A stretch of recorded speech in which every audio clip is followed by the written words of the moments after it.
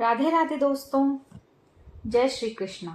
आप सभी को भादो मास की कजरी तीज की बहुत बहुत शुभकामनाएं। तीज माता आप सभी पर अपनी कृपा बनाए रखें और आप सभी को अखंड सौभाग्य दे और आप सभी की मनोकामनाएं पूरी करें। इसी शुभकामना के साथ चलिए आज सुनते हैं कजरी तीज के दिन सुने जाने वाली माता की कहानी। बहुत समय पहले की बात है। एक साहूकार था।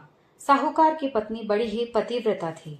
उस साहूकार का एक वैश्या से संबंध था और इसी पाप के फलस्वरूप उसे कोढ़ भी हो गया। लेकिन उसने वैश्या के घर जाना नहीं छोड़ा। जब उसे चलने फिरने में भी परेशानी होने लगी तो वो अपनी पत्नी से कहता कि मुझे वैश्या के घर छोड़कर आओ। वैश्या पैसों की भूखी थी तो साहूकार रोज अपनी पत्नी का एक गहना उसे देकर आता। उसकी पत्नी बड़ी ही पतिव्रता थी, इसीलिए पति जो कहता वह करती थी। एक बार की बात है, कजरी तीज का दिन था। उसने व्रत रखा था। साहूकार रोज की तरह अपनी पत्नी से कहने लगा, मुझे वैश्या के घर छोड़कर आओ।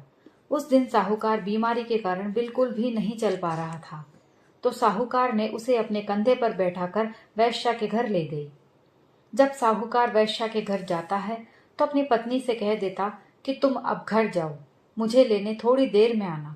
लेकिन उस दिन उसने अपनी पत्नी से कुछ भी नहीं कहा और अंदर चला गया तो उसकी पत्नी वहीं पर खड़ी रही। उस दिन वैश्या खिड़की से देख रही थी। उसने साहूकार से पूछा, ये जो तुम्हें छोड़नी आई है, ये तुम्हारी नौकरानी है या फिर कोई और है?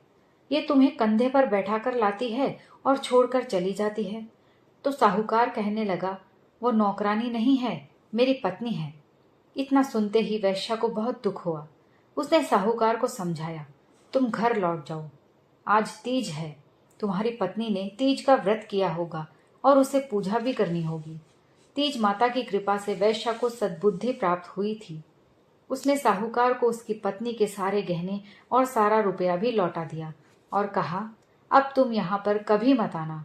साहूकार की पत्नी वहीं नीचे खड़ी थी। तभी तेज बारिश होने लगी और बरसाती नाला भी बहने लगा। साहूकार की पत्नी मन में बहुत दुखी हो रही थी और सोच रही थी, मुझे तो तीज माता की पूजा भी करनी है, मैं कैसे पूजा करूंगी, मुझे देर हो जाएगी। तीज माता की कृपा से उसी समय पानी में बहती हुई पूजा की सारी सामग्री आ गई। उसमें नीम की टहनी भी थी। उसने वहीं पर तीज माता की पूजा कर ली। इतने में चंद्रोदय भी हो गया।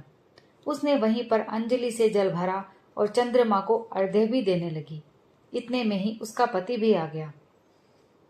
जब वो अर्घ्य दे रही थी तो उस जल के छींटे साहूकार पर पड़े तो उसका कोढ़ भी ठीक हो गया। दोनों पति पत्नी प्रसन्नता से अपने घर पर लौट आए।